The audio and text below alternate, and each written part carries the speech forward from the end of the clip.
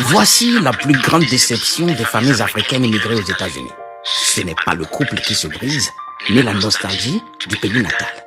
C'est la dérive silencieuse de l'enfant. Attends, laisse-moi t'expliquer. Aux États-Unis, ton propre enfant ne t'appartient plus vraiment. Dès qu'il entre à l'école, on lui apprend ses droits.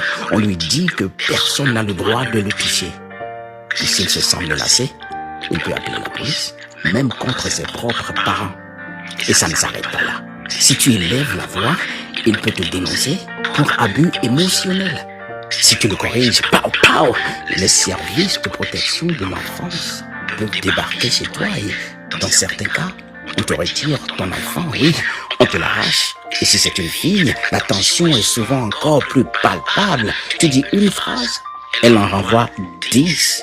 Elle lève le ton, te défie et menace de quitter la maison à 15 ans.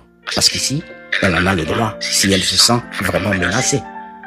Quant aux garçons, c'est un autre type de silence. Tu vis sous le même toit, mais tu ne les vois presque plus.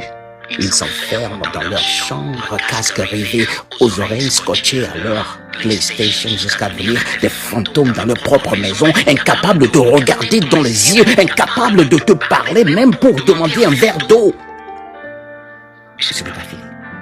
À l'hôpital, on te fait sortir de la chambre et on interroge ton enfant comme s'il venait d'un foyer dangereux. Est-ce que tes parents te nourrissent bien? Est-ce qu'on te frappe à la maison? Le système part du principe que tu es coupable jusqu'à preuve du contraire. Et le pire, c'est que pendant que tu travailles dur, 2, 3 emplois pour offrir une vie meilleure à ton enfant, lui, il se détache de ta culture, de ton autorité et de tes valeurs. La vérité, c'est que dans ce pays, éduquer un enfant comme en Afrique peut te coûter un foyer. Et pourtant, si tu ne fais rien, tu perds ton enfant autrement, pas physiquement, mais mentalement et émotionnellement. Il devient un étranger sous ton propre toit. Voilà le vrai choc culturel. Voilà la douleur que peu osent raconter.